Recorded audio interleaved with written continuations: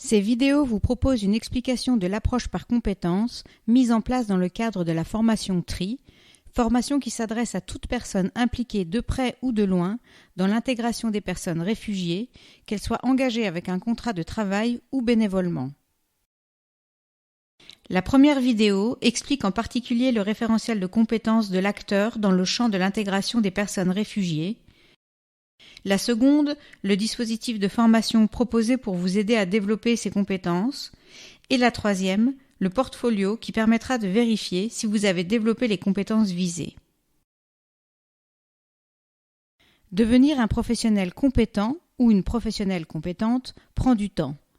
C'est tout au long de votre carrière professionnelle ou bénévole que vous allez y travailler.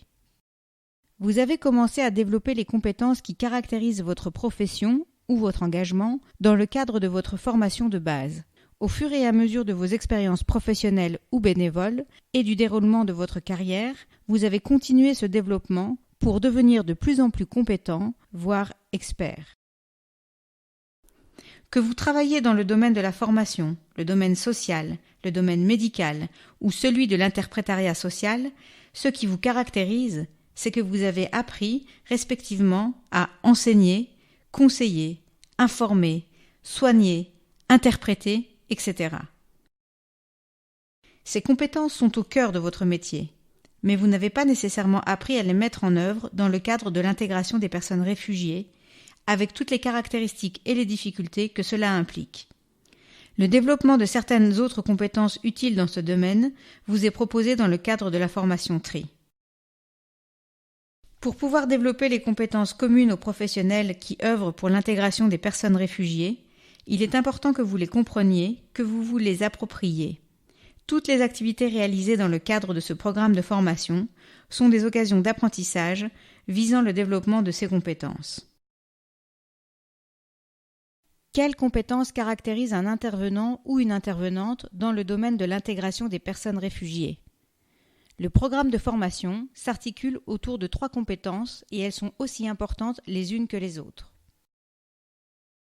Un intervenant ou une intervenante dans le domaine de l'intégration communique de façon interculturelle avec son public.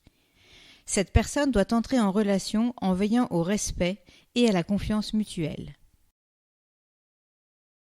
Elle soutient et accompagne les personnes réfugiées pour qu'elles s'y retrouvent à travers les procédures administratives, les nouveaux codes, les nouvelles habitudes de vie et s'intègrent au mieux dans leur pays d'accueil. Elle se positionne en tant que professionnelle dans le secteur de l'intégration des personnes réfugiées. Elle regarde vers l'extérieur, considère le contexte politique et sociétal, elle se forme et s'informe continuellement pour rester au fait des nouveaux cadres légaux. Elle partage avec ses collègues, elle se questionne, analyse ses pratiques dans le but de s'améliorer continuellement. Elle veille également à gérer la charge émotionnelle qui pèse souvent sur son travail, de façon à prendre soin d'elle et à trouver son équilibre. Ce sont ces 3 compétences que nous vous suggérons de travailler dans cette formation. Ce sont aussi ces 3 compétences qui seront évaluées en fin de formation.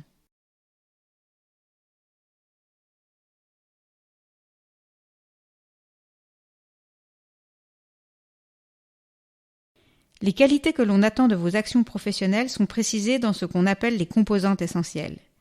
Elles précisent comment mener une action de qualité.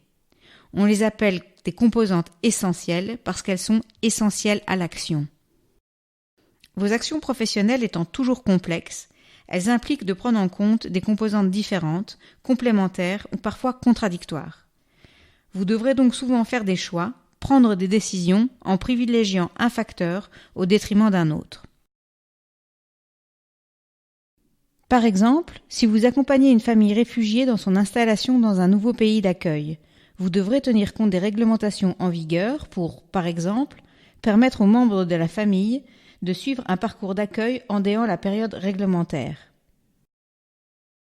Vous devrez contacter les personnes et les services compétents pour soutenir les membres de la famille le plus efficacement possible, sans prendre leur place dans les décisions et en leur laissant toute l'autonomie nécessaire. Vous devrez les accompagner au mieux tout en respectant les codes éthiques liés à la profession, tels que les questions de discrétion ou de secret professionnel. Dans cet accompagnement, vous rencontrerez probablement des dilemmes et des choix devront être faits, des décisions prises. Par exemple, comment soutenir une famille sans la rendre dépendante? Vous êtes en mesure de contacter vous-même des personnes ou services ressources, comme par exemple un propriétaire de logement, un médecin ou encore une école, mais prendre toujours la responsabilité de ces contacts n'est-il pas un risque pour l'autonomie des personnes? Ou encore, comment communiquer avec les services compétents sans trahir certains secrets de la famille? Il pourrait arriver que les personnes réfugiées omettent de mentionner des faits importants, par peur d'être renvoyées dans leur pays d'origine. Devez-vous révéler certaines omissions lors de vos échanges avec des services liés à l'intégration?